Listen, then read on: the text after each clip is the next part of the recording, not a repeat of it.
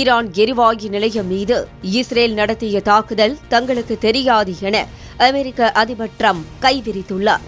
அடுத்தடுத்து அவர் பேசிய வார்த்தைகள் இஸ்ரேலை அதிர்ச்சியடைய வைத்துள்ளது. டிரம்பின் இந்த நிலைப்பாட்டுக்கு காரணம் என்ன? சற்று விரிவாக பார்க்கலாம்.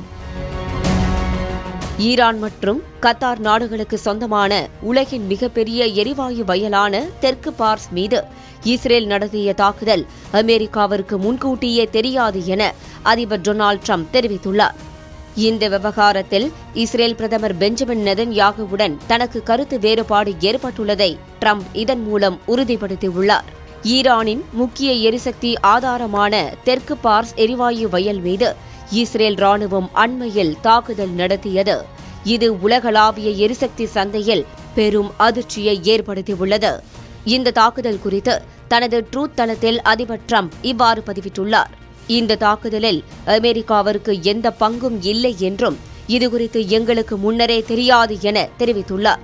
இந்த எரிவாயு வயல் கத்தாருடன் பகிரப்படுவதால் ஒருவேளை கத்தாரின் எரிசக்தி நிலையங்கள் மீது தாக்குதல் நடத்தப்பட்டால் அமெரிக்கா மிக கடுமையான பதிலடி கொடுக்கும் என டிரம்ப் எச்சரித்துள்ளார்.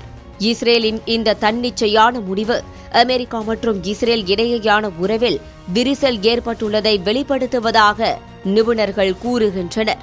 இந்த தாக்குதலை தொடர்ந்து சர்வதேச சந்தையில் கச்சா எண்ணெய் மற்றும் இயற்கை எரிவாயுவின் விலை அதிகரிக்க தொடங்கியுள்ளது. இதற்கு பதிலடியாக ஈரான் தனது பிராந்தியத்தில் உள்ள மற்ற நாடுகளின் எரிசக்தி நிலையங்களை குறிவைக்கலாம் என்ற அச்சம் எழுந்துள்ளது.